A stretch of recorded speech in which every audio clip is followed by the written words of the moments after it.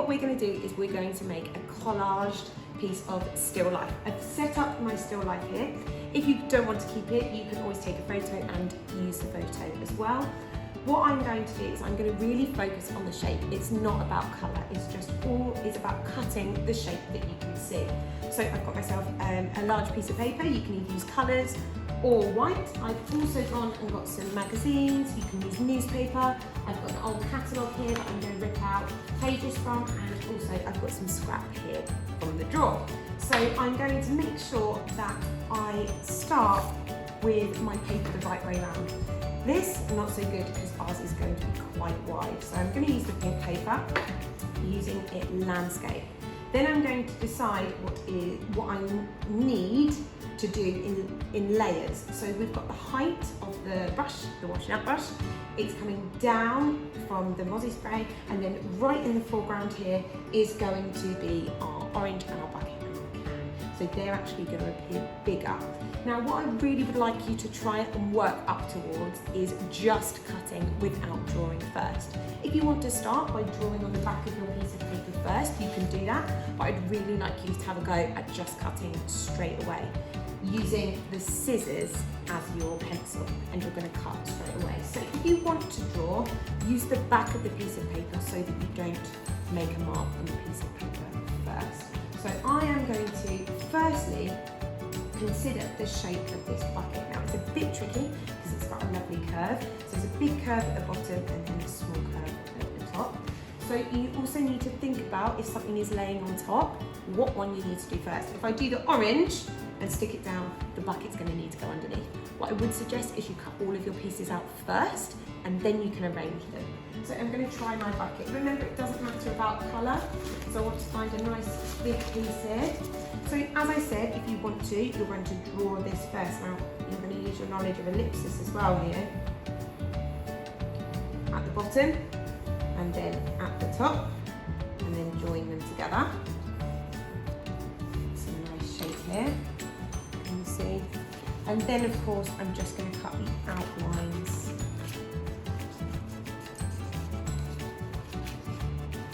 Take it nice and slow, making sure that you're using the scissors really nicely at the back of the scissors, chomping slowly. And there we have the shape of the bucket, which again, remember, don't stick on until you've got everything sorted. Of course, the blue underneath is going to be quite tricky.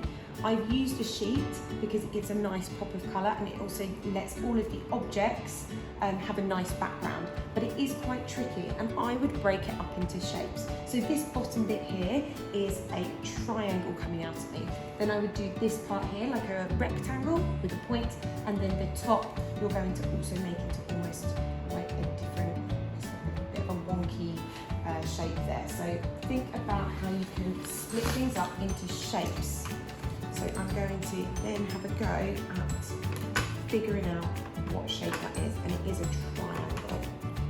It's a right angle triangle actually. So I'm going to make my piece of cloth out of the blue here. You can choose any colour you want. You could even make it completely black and white by using newspaper if you wanted to. So I've got my shape here, and I'm of course going to pop that underneath. If it comes off the paper, that's absolutely fine, no worries. And you can see that's how we're layering it up. I'm going to show you also how to do this coat here. Think about tones as well. You want to, if you've got a piece of paper that's quite dark, what is the darkest part of your composition? Do you also want to add in some shadow? You can do that afterwards as well, which is a bit of a tricky challenge.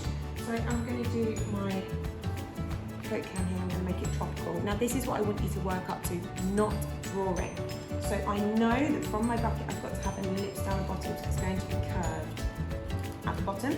It's then got straight sides, so I've actually cheated here a bit and used the straight side of the paper. And I'm actually just cutting it to make sure that I'm getting the size right. It's actually just slightly bigger than my bucket. So I'm going to measure it against that. And then I know that it is. And then that's not quite right, so I'm just going to trim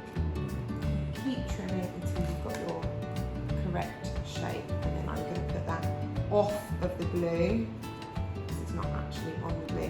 What you then can do if you want to is you can make the part at the top and you can fit that onto your